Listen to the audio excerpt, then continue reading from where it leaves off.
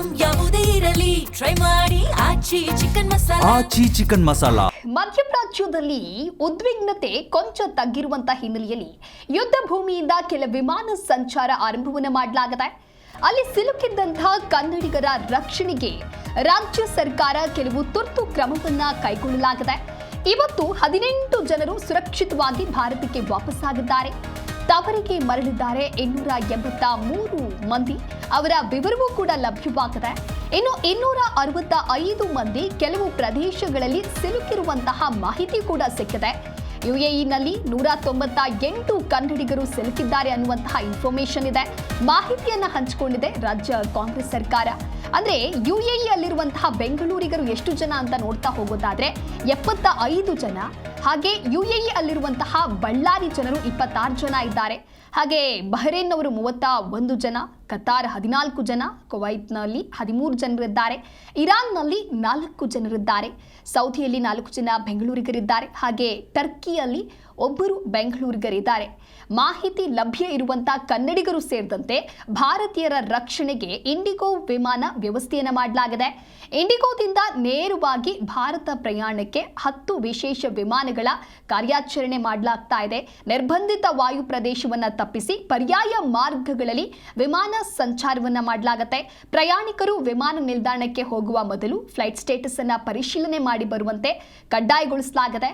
ಇನ್ನು help line 01124604283 ಅಥವಾ 01124632987 ಈ ಹೆಲ್ಪ್ ಲೈನ್ ಸಂಖ್ಯೆಯನ್ನ ಸಂಪರ್ಕ ಮಾಡಬಹುದು.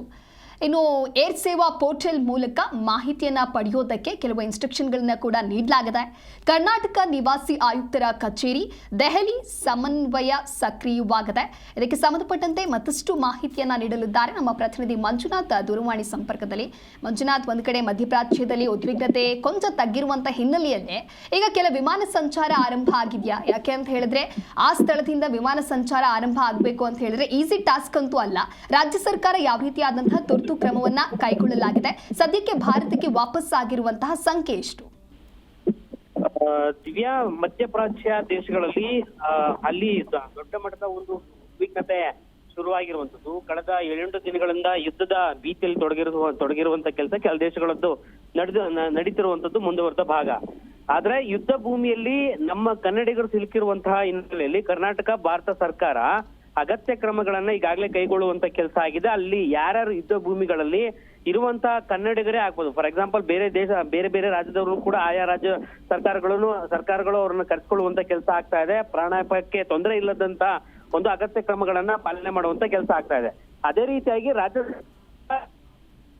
ಆ ದೇಶಗಳಲ್ಲಿ ಆಯಾ ದೇಶಗಳಲ್ಲಿ ಯುದ್ಧ ನಿಲ್ತಿರ್ತಕ್ಕಂಥ ದೇಶಗಳಲ್ಲಿ ಅವ್ರನ್ನ ಸುರಕ್ಷಿತವಾಗಿ ಪ್ರಾಣಾಪಾಯಕ್ಕೆ ತೊಂದರೆ ಇಲ್ಲದಂತೆ ನಾವು ವಾಪಸ್ ಕರೆದುಕೊಂಡು ಬರುವಂತ ಕೆಲಸ ಮಾಡ್ತೇವೆ ಅನ್ನುವಂತ ಭರವಸೆ ಸದ್ಯಕ್ಕಂತೂ ಕೊಡಲಾಗಿದೆ.